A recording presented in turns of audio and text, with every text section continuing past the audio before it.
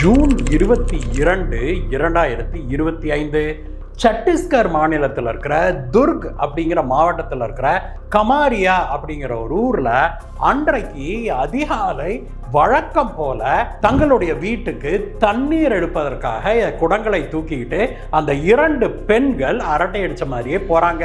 அவங்க வீட்டுல இருந்து சற்று தள்ளி இருந்த ஊருக்கும் ஒதுக்குப்புறமாக இருந்த அந்த கிணற்றுல அவங்க வழக்கமாக தண்ணி எடுத்து வர்றது வழக்கம். அன்றைக்கு அப்படித்தான் அங்க போயிட்டு அவங்க தண்ணியை சேர்ந்த ஆரம்பிக்கிறாங்க. சூரியன் இன்னும் முழுமையாக உதிக்காத அந்த வேளையில அவங்க கிணத்துல இருந்து தண்ணியை சேர்ந்து தண்ணியை தங்களுடைய குடத்துக்குள்ள ஊத்துறாங்க. தண்ணியை குடத்துல ஊத்தி விட்டு அந்த பக்கெட்ல இருந்த தண்ணியால தன்னுடைய முகத்தை கழுவுறதுக்காக அந்த அம்மா தண்ணியை எடுத்து மூஞ்சில அடித்த போது தண்ணீர்ல ஏதோ வாடை அடிப்பது போல இருந்திருக்குது. ஏதோ துர்வாடை அடிக்குது. பக்கத்தில் இருந்த கமலாமாவை கூப்பிட்டு, கமலாமா என்னமோ நாத்தம் அடிக்கிறாள் இருக்குது தண்ணியில, கொஞ்சம் பாருங்க அப்படின்னு சொன்ன போது அந்த அம்மா கொஞ்சம் தண்ணி எடுத்து இப்படி மோந்து பார்க்கறாங்க. மோந்து பார்த்த போது ஆமா ஏதோ நாத்தம் அடிக்குது, உள்ள ஏதாவது செத்து கித்து கிடக்குதா என்னமோ தெரியல அப்படின்னு கிணத்துக்குள்ள எட்டி பார்க்கறாங்க. உள்ளுக்குள்ள இன்னும் சூரிய வெளிச்சம் முழுமையாக எட்டாதனால அரை குறையாக ஏதோ ஒன்று அங்க சின்னதாக மிதப்பது போல தெரியுது. அதை பார்த்து அவங்களால ஒரு முடிவுக்கு வர முடியல. இருந்தாலும் கூட தண்ணி ரொம்பவுமே நாத்தம் அடிக்குது அப்படின்ட்டு அந்த தண்ணியை கீழே ஊத்திட்டு என்னதான் கிடக்குதுன்னு பார்க்கலாம் அப்படின்னு உத்து உத்து பார்க்கறாங்க. அப்பொழுதுதான் அந்த கமலாமாவுடைய கண்ணுல அது படுது. கிணத்துல அந்த மூளையில ஏதோ மிதந்துகிட்டு இருந்தது இல்லையா, அந்த பண்டில் போட இருந்தது இல்லையா, அதுல ஒரு மனித கை ஒண்ணு இப்படி நீட்டிக்கிட்டு இருக்கிறது தெரியுது அந்த அம்மாவுக்கு. அதை பார்த்துட்டு என்னடா மனுஷ கையாட்டு இருக்குதுன்னு உத்து உத்து பார்க்கறாங்க அந்த அம்மா. அதை பார்த்துட்டு மனித கைதான் அப்படின்னு தெரிஞ்சோடனே அந்த அம்மா வீழ்னு கத்திட்டு மயக்கம் போட்டு விழறாங்க. அதற்கு பிறகுதான் பக்கத்துல இருந்த அந்த இன்னொரு அம்மா எட்டி பார்க்கறாங்க. அவங்களுக்கும் அதை பார்த்தோன்னே பயங்கரமான அதிர்ச்சி. அந்த அம்மா அலர்ல அங்க அக்கம் பக்கத்துல குடியிருந்தவங்க எல்லாருமே ஓடோடி வர்றாங்க. அங்க மக்கள் எல்லாம் வந்து சேர்வதற்குள்ளாக நன்றாக விடுந்து விட்டு இருந்தது. உள்ளுக்குள்ள ஒரு கோணி பை ஒன்று மிதந்து கொண்டிருக்கிறது தெரியுது. அந்த கோணி பைக்குள்ள இருந்து ஒரு சின்ன சைஸ்லான ஒரு மனித கை ஒன்று இப்படி நீட்டிட்டு இருக்கிறது தெரியுது. அதை பார்த்து அரண்டு போன கிராமத்து மக்கள் உடனடியாக போலீசாருக்கு தகவல் சொல்றாங்க. அமலேஸ்வர் போலீஸ் ஸ்டேஷனுக்கு இந்த தகவல் கிடைச்ச உடனேயே போலீசார் அங்க விரைந்து வராங்க. அங்க போலீசார் வந்து பார்த்தபோது கிணத்துக்குள்ள ஒரு கோணி பை ஒன்று மிதந்து கொண்டிருக்கிறது தெரியுது. அதுக்குள்ள இருந்து ஒரு கை ஒன்று இப்படி நீட்டிட்டு இருக்கிறது தெரியுது. உடனடியாக மக்களை எல்லாம் ஒதுங்க சொல்லிட்டு ஃபயர் சர்வீஸ்க்கு வர சொல்லி உடனடியாக அந்த மூட்டையை மேலே தூக்குறாங்க போலீஸ்காரங்க. அந்த மூட்டையை மேலே தூக்க துர்நாற்றம் பயங்கரமாக வீச ஆரம்பிக்குது. வெளியில எடுத்து வைத்து அந்த கோணி பையை திறந்த உடனே போலீசாருக்கு பயங்கரமான அதிர்ச்சி. அந்த கோணி பைக்குள்ள இருந்து ஒரு சின்ன பையனுடைய தலை அப்படியே வெளியில விழுது. அந்த கோணி பைக்குள்ள சுமார் 8 வயசு இருக்கும். அந்த ஒரு சின்ன பையனை கொன்னு யாரோ அந்த சின்ன கோணி பைக்குள்ள போட்டு அடைச்சு அந்த கிணத்துக்குள்ள வீசி இருந்திருக்கிறாங்க. அந்த பையனுடைய பிணம் தண்ணிக்குள்ள இருந்து மிதந்துடக்கூடாது அப்படிங்கிறதுக்காக அந்த கோணி பைக்குள்ள 5-6 பெரிய பெரிய கல்லையும் அந்த பைக்குள்ள போட்டு இருந்திருக்கிறாங்க. இதை பார்த்து போலீசார் பயங்கர அதிர்ச்சி ஆகி போறாங்க. உடனடியாக ஃபாரன்சிக் டீமுக்கு சொல்லி விடுறாங்க. அந்த ஃபாரன்சிக் டீம் அங்க வந்து சேர்றதுக்குள்ளாக போலீசாருக்கு அடுத்த தகவல் வருது. இந்த கிணத்துல இருந்து இன்னொரு 500 அடி தள்ளி இருக்கிற இன்னொரு கிணத்துல இதே போல துர்வாடை அடிக்குது, நாத்தம் அடிக்குதுங்க சார் அப்படின்னு சொல்லி சில கிராம மக்கள் ஓடி வந்து சொல்றாங்க. இது என்னடா வம்பா போச்சுன்ட்டு போலீஸ்காரங்க ஒரு டீம் அங்க ஓடுறாங்க. அங்க போய் பார்த்தா கிணத்துல எதுவும் மிதக்கவெல்லாம் இல்லை. ஆனா தண்ணியை சேர்ந்து பார்க்கறாங்க. நாத்தம் அடிக்கிறது தெளிவாக தெரியுது. அதனால ஃபயர் சர்வீஸை உடனடியாக அந்த கிணத்துக்கு வர சொல்றாங்க. ஃபயர் சர்வீஸ்காரங்க வந்து உள்ள நீருக்குள்ள மூழ்கி தேட ஆரம்பிக்கிறாங்க. அப்படி அவங்க தேடிய போது உள்ளுக்குள்ள இன்னொரு சாக்கு பையில ஒரு பிணம் கிடப்பது தெரிய வருது. சாக்கு பையோட அந்த பிணத்தை அப்படியே கட்டி மேலே இழுக்கிறாங்க. மேலே எடுத்து பார்த்தா அந்த சாக்கு பைக்குள்ள ஒரு 40 வயது மதிக்கத்தக்க ஒரு பெண்ணுடைய உடல் உள்ள இருக்கிறது தெரியுது. இதுவரைக்கும் அந்த கிராமம் கண்டிராத பயங்கரத்தை பார்த்து அந்த கிராமம் மட்டுமல்ல அந்த மாவட்டமே ஆடித்தான் போச்சு. 2 உடல்களையும் கைப்பற்றி போலீசார் பிரேத பரிசோதனைக்கு அனுப்புறாங்க. அந்த கிணற்றை சுற்றிலும் அதை சுற்றி இருக்கிற இடம், அந்த 2 கிணத்துக்கு இடைவெளியில இருக்கிற இடம் எல்லாத்துலயுமே ஃபாரன்சிக் டீம் அவுட் ஏதாவது க்ளூ எல்லாம் கிடைக்குமான்னு தேடுறாங்க. ஆனால் போலீசாருக்கு எந்த விதமான தடயமும் கிடைக்கல. இதற்கிடையே போலீசார் அந்த மாவட்டத்துல யாராவது இந்த மாதிரி ஒரு பெண்ணும் ஒரு சிறுவனும் காணவில்லைன்னு ஏதாவது புகார் கொடுத்திருக்காங்களா அப்படின்னு சொல்லி போலீசார் தங்களுடைய மாவட்ட ஸ்டேஷன்களுக்கு தகவல் அனுப்பி விசாரிக்கிறாங்க. ஆனா அந்த மாவட்டத்துக்குள்ள அந்த மாதிரியான எந்த தகவலும் வரவில்லை. அதற்கு பிறகு மாநிலம் முழுமைக்குமே அலர்ட்டை கொடுக்கறாங்க போலீஸ்காரங்க. இந்த மாதிரி ஏதாவது மிஸ்ஸிங் ரிப்போர்ட் வந்திருந்தா உடனடியாக தங்களுக்கு சொல்ல சொல்றாங்க. போலீசார் இந்த தகவலை அனுப்பிய ஒரு சில மணி நேரங்களிலேயே ரெய்ப்பூர் போலீஸ் ஸ்டேஷன்ல இருந்து இந்த போலீஸ் ஸ்டேஷனுக்கு ஒரு தகவல் ஒன்று வருது. அந்த ஊர்ல ஒரு 40 வயது மதிக்கத்தக்க ஒரு பெண்ணையும் அவருடைய 8 வயது மகனையும் கடந்த 4 நாட்களாக காணவில்லை அப்படின்னு சொல்லி புகார் ஒன்று வந்திருக்குது அப்படின்னு சொல்லி சொல்றாங்க. உடனடியாக போலீசாருடைய ஒரு டீம் அங்க விரைந்து போறாங்க ரெய்ப்பூருக்கு. அங்க போய் போலீசார் பார்த்தபோது அது சுனிதா சதுர்வேதியும் அவருடைய 8 வயது மகனும் அப்படிங்கிற தெரிய வருது. சுனிதா சதுர்வேதி ஏற்கனவே கல்யாணமாகி விதவையானவர். அவருடைய 8 வயது மகனோடு அவர் தனியாக வசித்து வந்திருக்கிறாரு ரெய்ப்பூர்ல.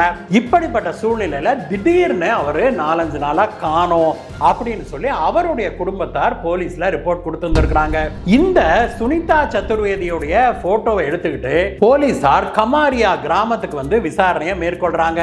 அங்க போலீசார் விசாரித்த போது அந்த ஊர்ல ஒரு சில பெண்கள் என்ன சொல்றாங்கன்னா, சார் இந்த பொம்பளை நான் பார்த்திருக்கிறேன் சார், இந்த அம்மா அடிக்கடி நம்ம ஊர்ல இருக்கிற சத்திரபால் சிங்கார் கூட இந்த பெண்ணு பேசிட்டு இருக்கிறத நான் பார்த்திருக்கிறேன் சார், அடிக்கடி இந்த பொண்ணு இவன் கூட இருக்கிறத நான் பார்த்திருக்கிறேன்னு ஒரு சில பெண்கள் சொல்ல உடனடியாக போலீசார் இந்த சத்திரபால் வீட்டுக்கு விரைந்து போறாங்க.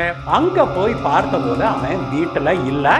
வீட்டில் இருந்தவங்க என்ன சொல்றாங்கன்னா, பக்கத்து ஊருக்கு ஏதோ வேலை நிமித்தமாக போயிருக்கிறான் அப்படின்னு சொல்லி சொல்றாங்க. போலீசாரும் சரி வந்தான்னா உடனடியாக ஸ்டேஷனுக்கு வர சொல்லுங்க அப்படின்னு சொல்லிட்டு கிளம்புறாங்க.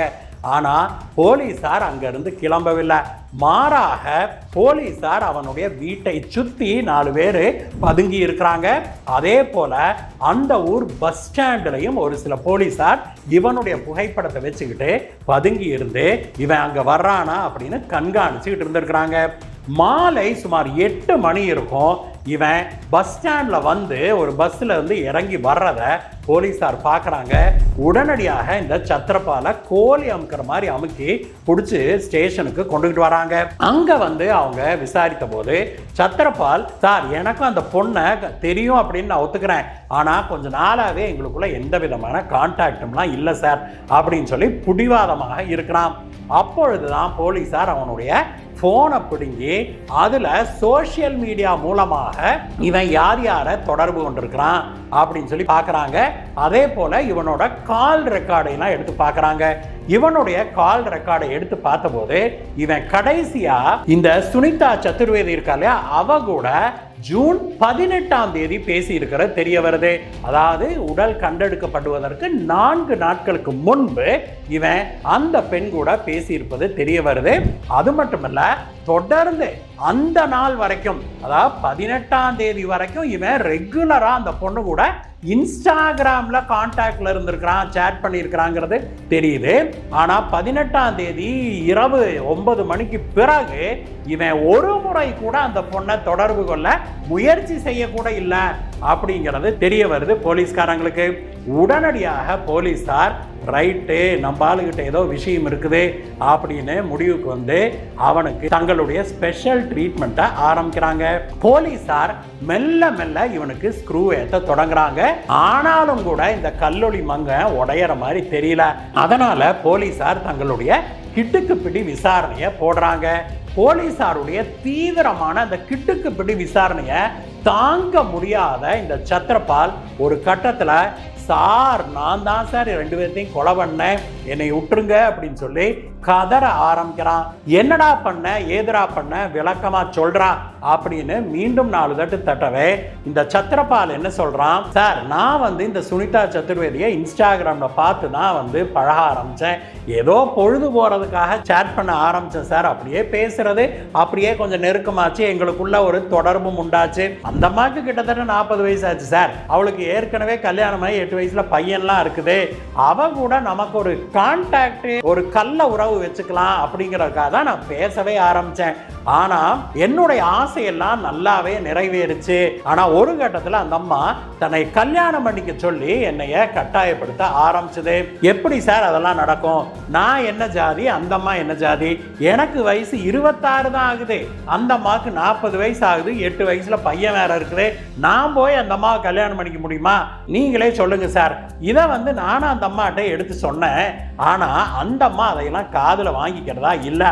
புட்டிவாதமா நீ தான் என்னை கல்யாணம் பண்ணிக்கணும் அப்படின்னு சொல்லி பலவாரா என்னை ப்ரெஷர் பண்ணுச்சுங்க சார்.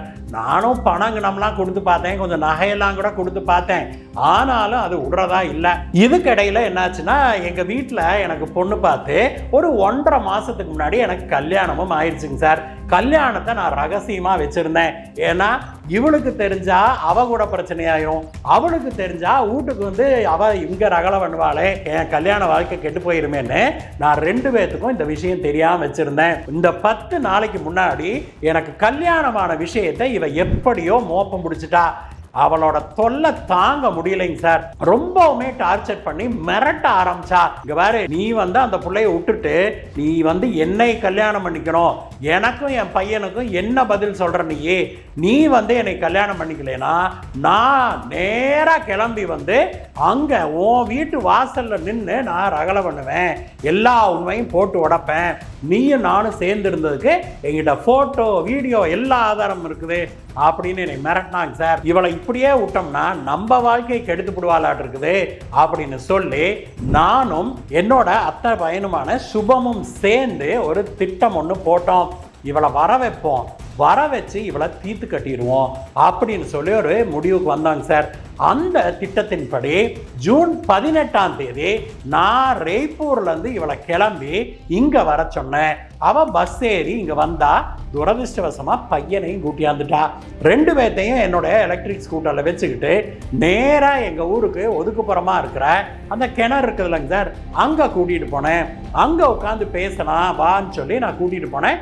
அங்கே நாங்கள் உட்காந்து பேசிகிட்டு இருக்கும்போது நாங்கள் ஏற்கனவே திட்டமிட்டபடி என்னுடைய அத்தை பையன் சுபம் அங்கே வந்தான்.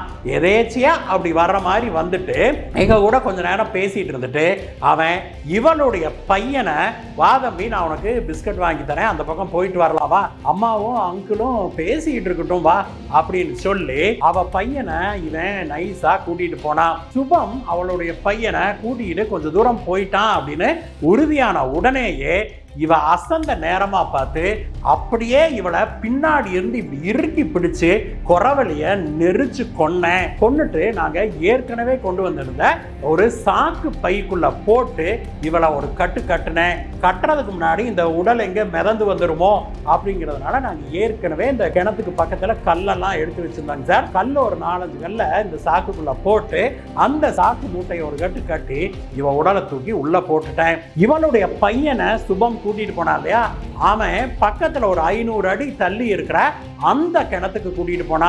அங்க நாங்க ஏற்கனவே திட்டமிட்டபடி சாக்கெல்லாம் வச்சிருந்தோம். அந்த பையன் 8 வயசு பையன் தான். அவனை சுலபமா சுபம் கழுத்தை நெரிச்சு கொன்னுட்டு அவனை அந்த சாக்கு பைக்குள்ள போட்டு கல்லையும் உள்ள போட்டு ஒரு கட்டி அந்த கிணத்துக்குள்ள போட்டுட்டான். இப்படி 2 பேர்த்தையும் பிரிச்சு போட்டுட்டோம் அப்படின்னா, 2 சாக்குக்குள்ளையும் கல்லெல்லாம் நிறைய போட்டுட்டோம் அப்படின்னா உடலும் மிதந்து வெளியில வராது. 2ம் தனித்தனியா இருக்கிறதுனால அவ்வளவு சீக்கிரம் கண்டுபிடிக்க முடியாது. எப்படி இருந்தாலும் இந்த பொம்பளையும் வெளியூருக்காரி தானே, அதனால எப்படி இந்த ஊருக்குள்ள தெரிய போகுதுன்னு நினைச்சேன்.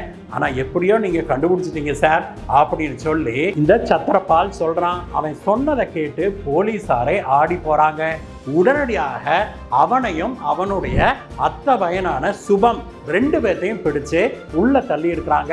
அவங்க 2 பேரும் இப்பொழுது கம்பி எண்ணிட்டு இருக்கிறாங்க. நண்பர்களே, இந்த வழக்கு இன்னும் நடந்துகிட்டு இருக்குது. இந்த வழக்குல தீர்ப்பு வரும்போது உங்களுக்கு நம்ம கம்யூனிட்டி டேப்ல அதை அப்டேட் பண்றோம். இந்த வீடியோவை பற்றிய உங்களுடைய கருத்துக்களை சொல்லுங்க நண்பர்களே.